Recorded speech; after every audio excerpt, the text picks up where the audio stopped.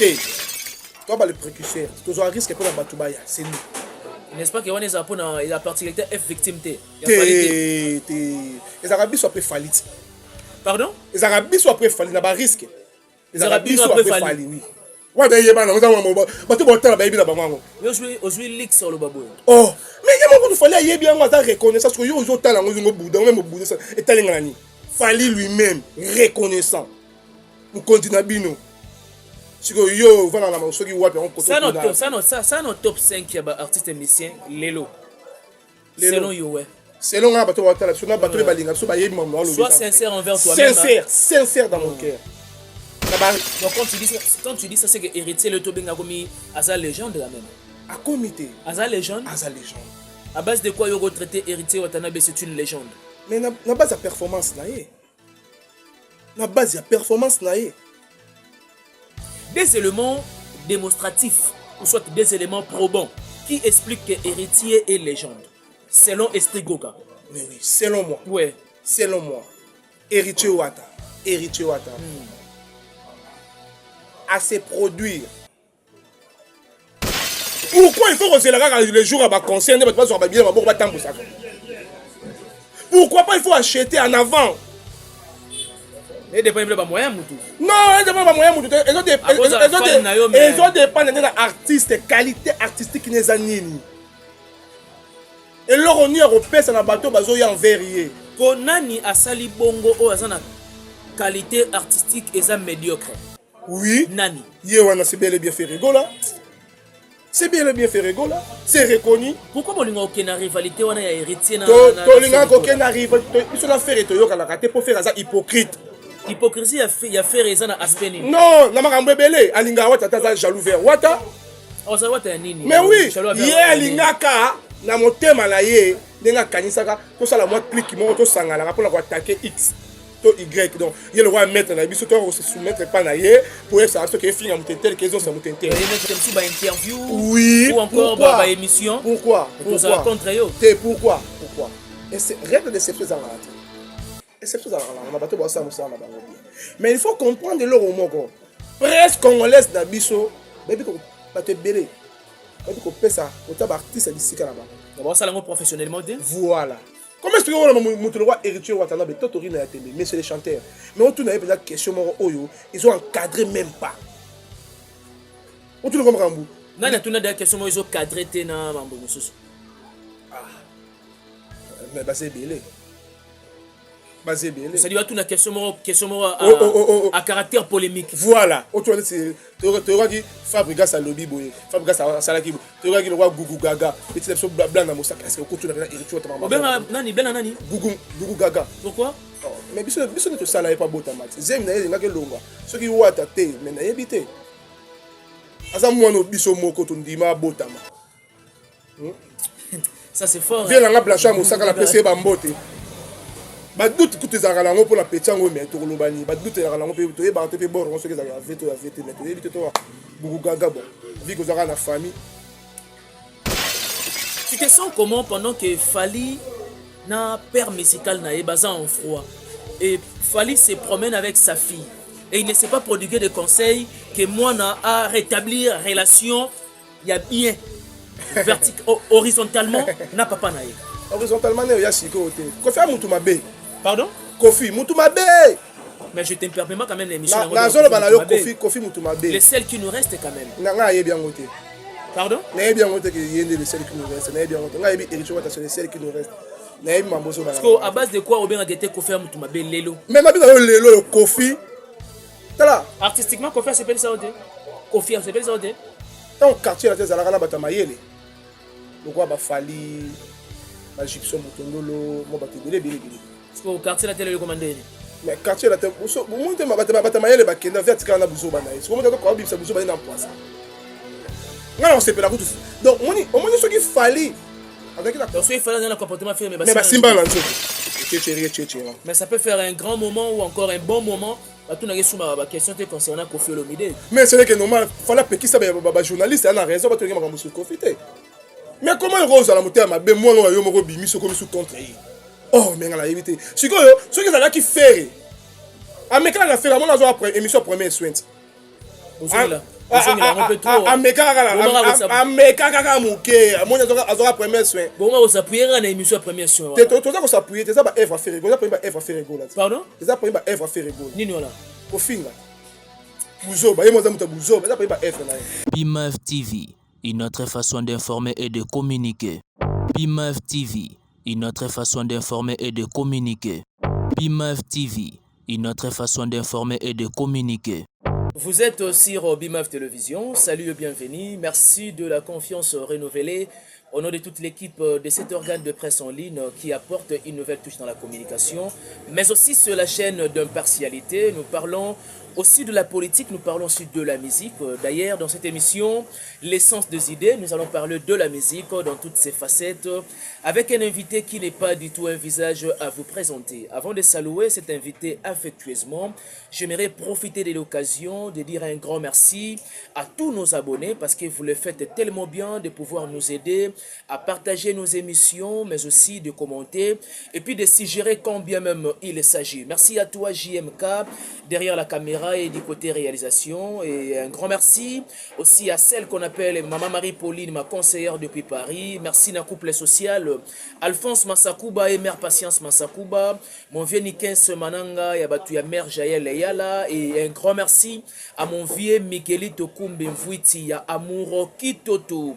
Un grand merci aussi également à celle qu'on appelle Mère Chantal Eboza Maman Hippodrome. Merci na Ismaël Ebalo, le généré de London. Et un grand merci aussi également à Mumberto Sikou, un pauvre qui prend des riches en charge depuis Luxembourg, le père de jeu de pied, et Simon Mavembo le meilleur. Il n'a pas un problème d'argent, il a un problème de dépenses. Et merci à celle qu'on appelle Mère Judith Mpoko et Mère Véronique Mpoko. Je vous ai déjà dit aux prémices que cette émission ça sera basée sur la culture musicale avec mon invité. Et sans plus tarder, j'aimerais bien saluer cet invité affectueusement et avec beaucoup d'amour fraternel. Il s'agit de Esprit Goga, à qui je dis bonjour à toi et bon début de semaine. Bonjour les positivistes, nous extrêmement bon, et puis bonjour la spirituelle Samukili Mubimba. Bonjour na Yemei, allons la chapeauté pour Nanini, l'esprit des pères, monsieur les chanteurs, l'angélotie de la musique congolaise, héritier Watato Torina ya Tembe, Tembe Likolo ya Tembe, challenge ya Biso. Tembe Likolo ya Tembe. Santé d'abord, ça va comme tu vas? Oui, ça roule bien, Dieu fait grâce. Il faut voilà. Reconnaître, donc nous avons fait ça gratuit, donc ça marche bien. Mais au Bungi, Mikolo, ces derniers temps, Mambotali communication à Wata, Mambotali mouvement à Wata, donc tu te fais plus sentir, tu es devenu un peu rarissime. Hein? Ouais, nous allons reculer pour mieux sauter. Ok. Reculer qui m'a un peu pour la problème très personnel, très privé. Voilà. Et dépend de l'orchestre, dans ma fanité, c'était pour ma vie. Très bien. Donc on a ça qui m'a reculé pour canaliser certaines choses, voilà. Pour que tu zonges en Anzela et bien fait grâce à Songi. Membre de l'équipe bien, il y a un moment où Zongi sous la scène pour la ça, dans l'ensemble, je suis là. Tu es là, il est vrai que le week-end dernier, même hier aussi également, il y a une prestation, c'était un concert privé aussi. En tout cas, ça a une rotation et belé à mouvement pour un concert. Un mot par rapport à ces mouvements-là, il y a héritier ou à ça le week-end dernier. So yebi Moussala au salon bien.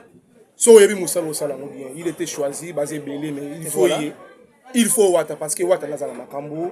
Au moniton les jours d'indépendance. Voilà. Les journées comme mémorial pour la Congolais.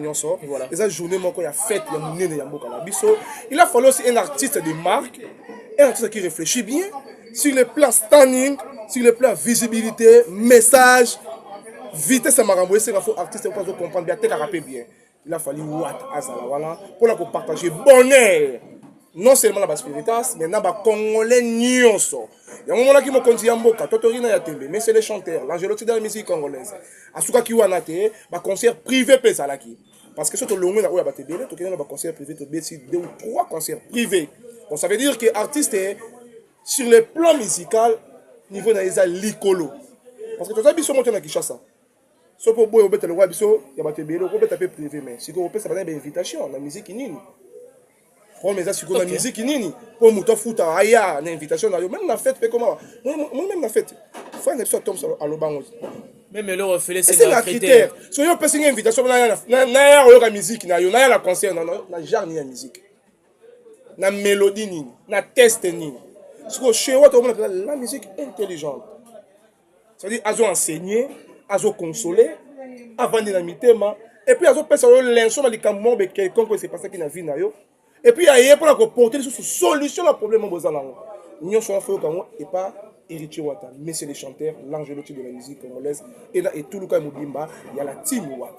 Esprit Goga, pourquoi vous appelez que Héritier Watanabe est le visage emblématique de la musique intelligente? Quelle est la particularité de Héritier pour tout le cas to la tisaye casquette wana que à la musique intelligente?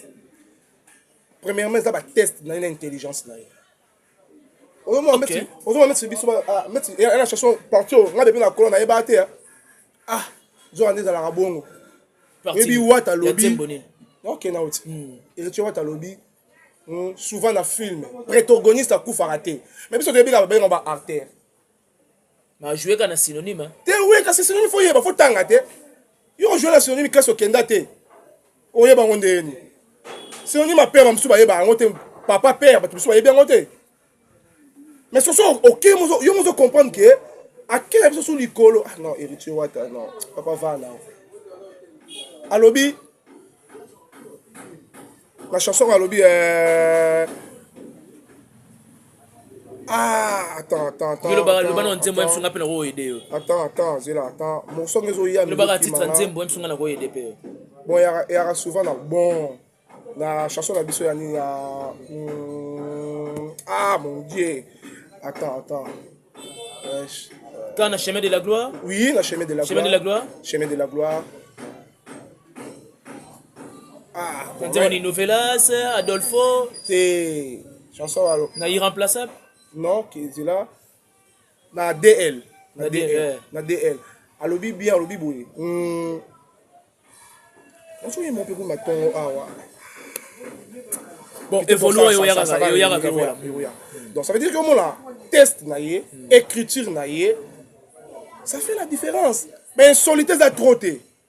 Parce que comme après yemba bien pour bête bien il faut bêtiser ça trop. La musique à Congo. Oui. Est-ce quoi qu'est-ce que la particularité de ce on m'a second pas na beto ko katé imaginez. Non, yemba bon. Na yemba bon. Yewana. Donc ça veut dire que naturellement un morceau ya bongoté dans le Congo. Papa. Ya mangwele mazazu. Ah, Kenneth na sukati. Non. Kende, pour ça. Non, en fait, on l'a déformé simplement sur na zone déformé té. Bon, ils ont toutes ces chansons ah ya Yewana Oyo Kango. Non, ya mangwele mazazu. Kasi moi kanga na bandeli sikola sur morceau on ndenge ba yembelati. Esprit Goga. Non, il n'y a pas question au côté là. Et ça, en réalité, même les gens qui nous suivent savent. Bato bote la biso boyo ka chanson là. Il y a pas pamba be sauter les armes pas pamba. Ah, ça mutu mo ya ndengi wala. Donc ça veut dire que nani wana za mtu wana ndengi wala. Yewana. Yemo ça baza mutu buzoba. Mais vous parlez du passé de quelqu'un à présent, mais il y a quand même un changement. Changement ya wapa. Changement ya wapa. Ka monika oyo. Ka mutu yo ka te bon. Na ligne na yo. Monika Yewana olobi Yewana. Mais lelo même maintenant ba émission a changé à langage. On sent en lui un sens de maturité na ba émission. Maturité ya wapa. Na ba émission. En moi tant ba combo artiste mususu Desmond tout bonnement, ça prouve la grandeur de l'esprit quand même. Bon, azoya. Pourquoi la grandeur wana maintenant la comité. Pour bunga, ya abaluka kana ye za ndenga famille na bango. Babaluka ka wana ndemo na grand frère na ye. Ba finga na ka ba ya ba komisa pe babaluki. Ozo ya ndenga la bango. Donc ce qui est même kuna tika quoi. Tika na songa na côté la biso. On comprend que Héritier Wata a fait la différence. Na ba test na ye, na mélodie na ye, na écriture na ye, na façon ya koteka art na ye. Vous allez sentir l'amour, l'intense.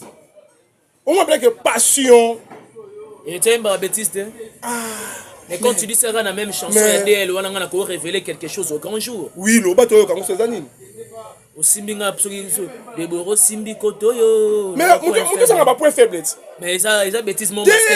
Non. Selon eux, ça bêtise masqué. Non, voilà, ouais. Hier, ce couteau qui a compris qui point faible na yeton ba teka ki liboso ya lingomba. Hier, sur moi na Nzambe.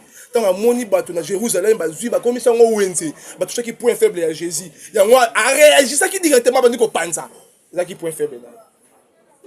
Mais ils ont un approchement contextuel opposé à Oyo Lobi Sigo.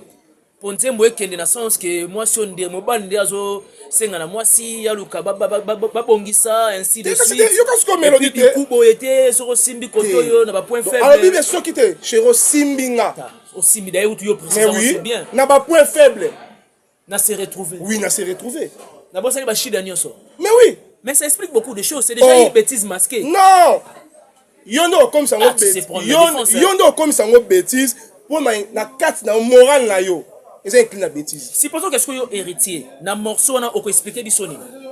Mais la chanson, ils ont la clarté. Nous tous on va point faible. Là il y a un problème de quelqu'un qui a outil musala ma simbité très cané ma casse donc. Moi l'appelle ça bonjour bembata. Ah mère atalo abino. Mais bi mobile là, c'est que ma kambo a outil simbité. Si là, c'est ngo na tongo et marcher te. Que faut-il faire? Papa bonjour à répondre un petit câlin. Ah, non non, je suis fatigué.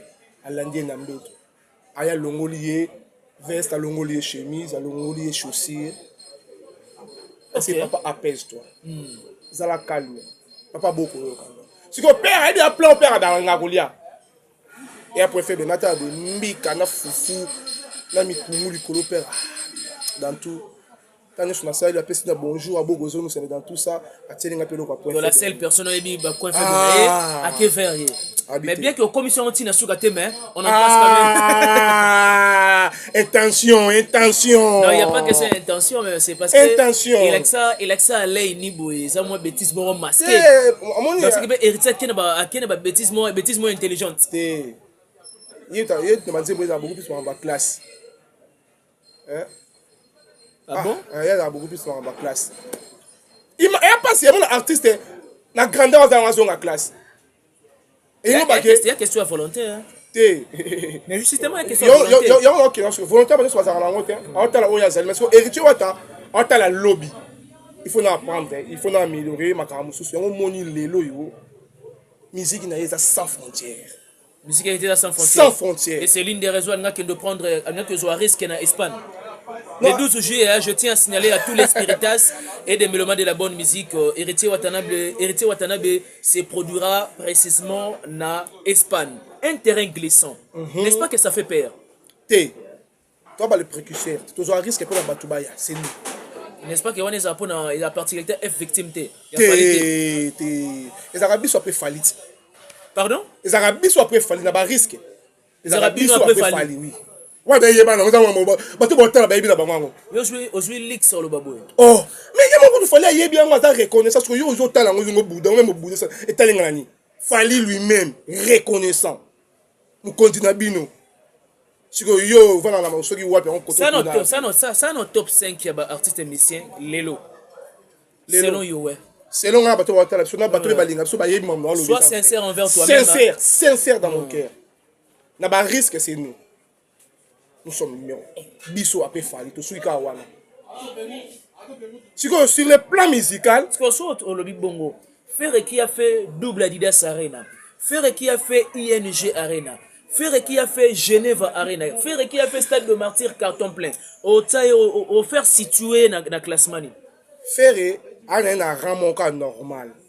Rana ezakaka ceux qui sont un rang ordinaire. Ceux qui sont sali. Bino besoin d'un rang extraordinaire. Oui, faire ceux qui sont sali, ils sont ba conduite leki, faire pas yé na ba Robinho, Ferré, ba Fabulous, ba Gaz Mawete. On a classement na yo. Faire ce qu'il y a na bango ba ba mekaka. Pour bango ceux qui sont dans là. Pour tracer les bango chemin.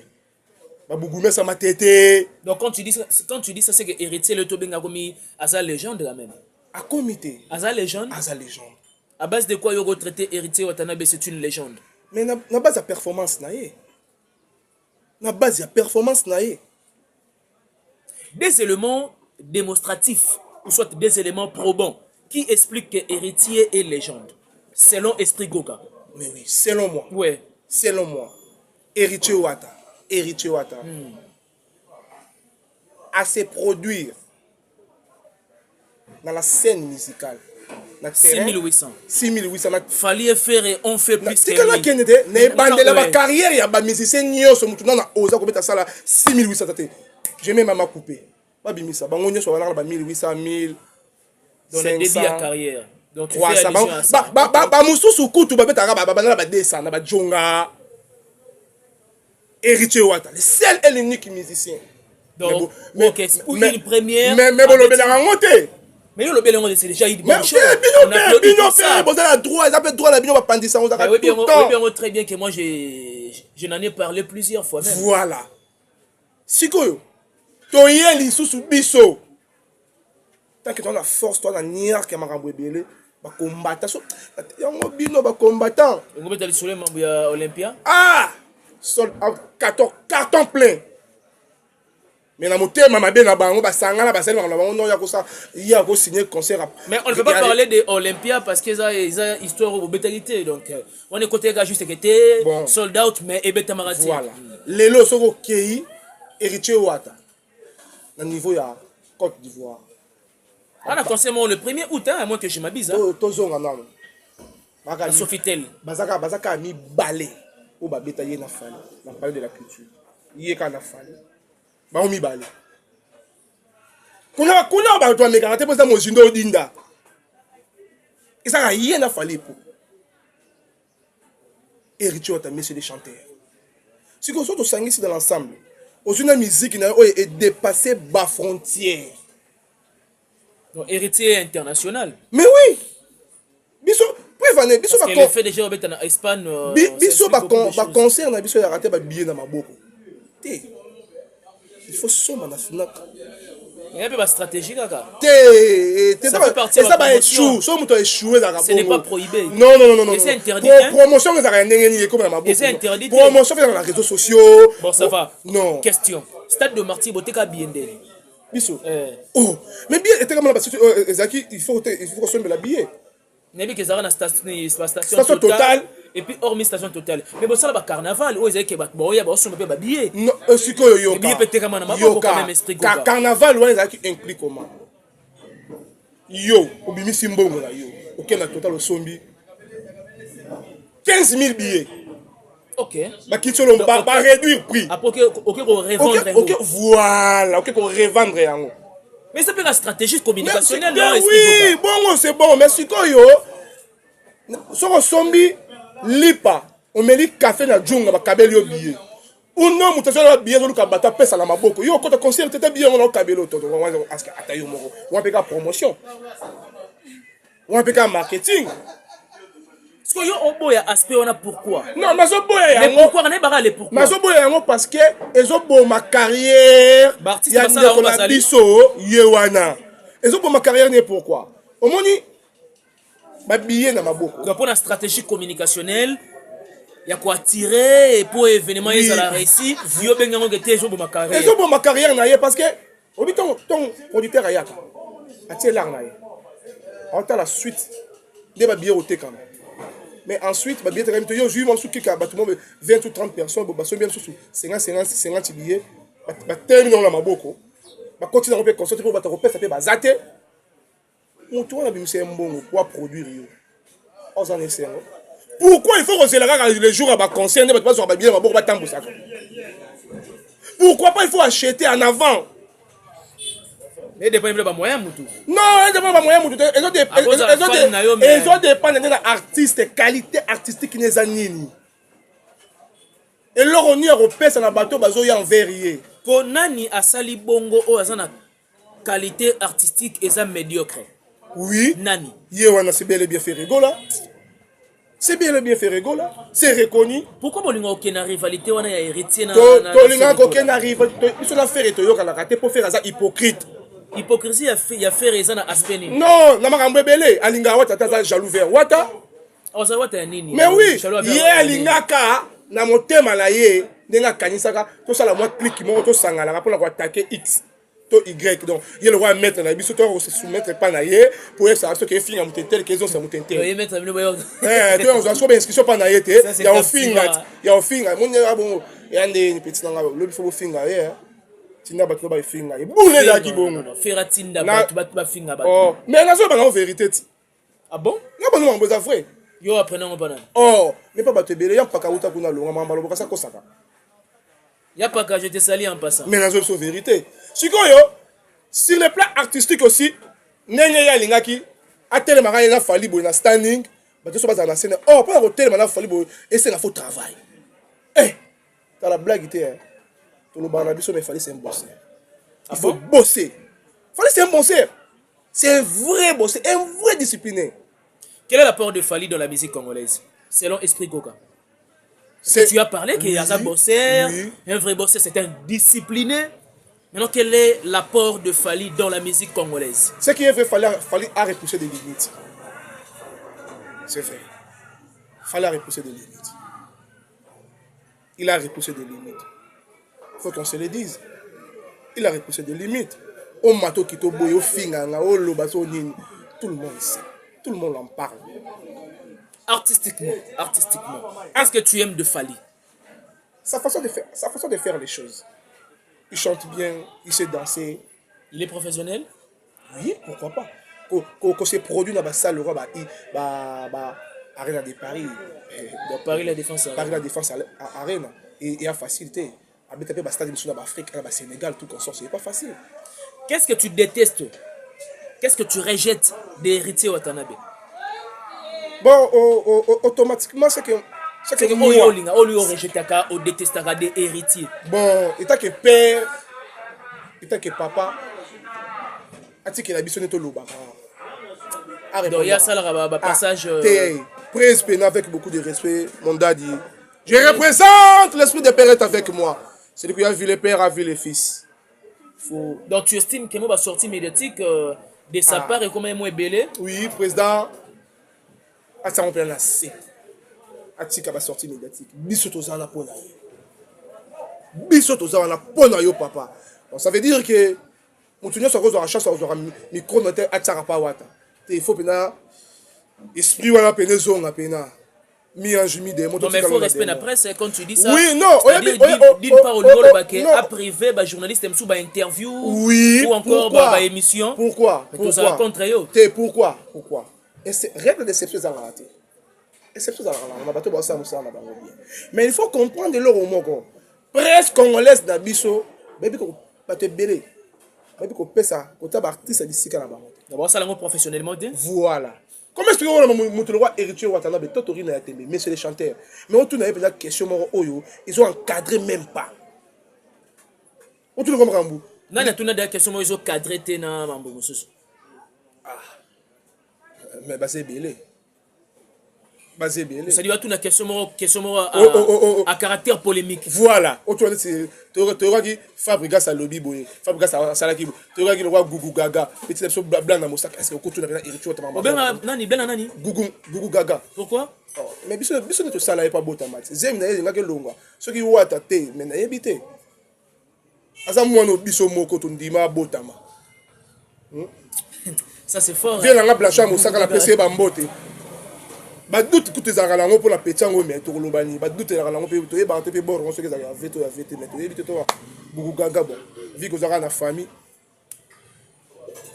Biso to sunga pas na mokili mais lelo bato ba sunga etanda ko mala biso. Une question m'est venue de manière spontanée. Mais on sollicité quand même par ya réflexion na yo, contribution na yo et ça la peut vraiment bien. Tu te sens comment pendant que Fally na père musical na Ebaza en froid et Fally se promène avec sa fille et il ne s'est pas prodigué de conseils que moi na à rétablir relation il y a bien horizontalement na papa na ye. Horizontalement il y a siko te. Kofi mutu mabe. Pardon? Kofi mutu mabe.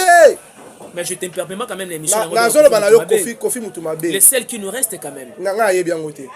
Pardon? Na bien ngote que yende les seuls qui nous restent. Na bien ngote. Nga ye héritier wata sur les seuls qui nous restent. Na mambozo bana. Parce que à base de quoi Obien a été Kofi mutu mabe lelo. Mais na bien lelo Kofi. Tala. Artistiquement Kofi s'appelle ça ode. Kofi s'appelle ça ode.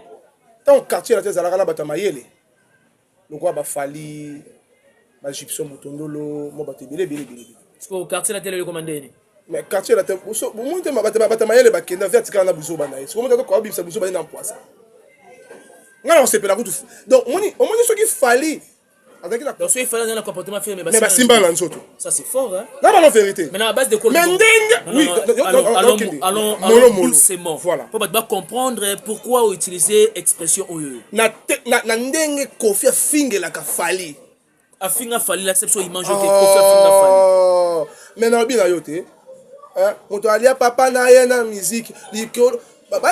biso nyonso toyebi nde baza bongo babima bono akufela papa na mama. Et voilà pourquoi Bigaté soki non tokei fallait zaki na attitude ya faire de basima na nzoto na Kofi. Oui, tokei malembe. Kofi alobango ouvertement ke fali nde mutu asalaka ke mpo ma carrière na ye ataka bakoka jam na makambo na ye alobango na baémission. Mutu alobaka ngo so akenda so mutu wana lingaka détruire vie na nga. Ah bon? Mais so tali batoni fali sur Kofi. Prêtre. Mais ça peut faire un grand moment ou encore un bon moment. Tout n'a pas question concernant Kofi Olomide. Mais c'est que normal, il fallait que ça soit journaliste, il y a raison, il y a monsieur Kofi. Mais comment Rose à la montée ma moi non yo moko bimi so comme sous contre. Oh mais on a évité. Ce que ça là qui fait. Ah mais quand on a fait la mon après émission première soin. Bonjour un peu trop. Ameka kaka muke, mon azora première soin. Bon on s'appuyer na émission première soin. Tu ça s'appuyer, tu ça ba Eve à faire rigolo, ça pas Eve à faire rigolo. Pardon? Tu ça pas Eve à faire rigolo. Nini wala? Kofinga. Bouzoba, yemo za muta bouzoba, ça pas Eve na. Lentement et sûrement, nous attendons au terme de cette émission l'essence des idées avec Esprit Goga. C'est une première de la voir sur BIMAF Télévision.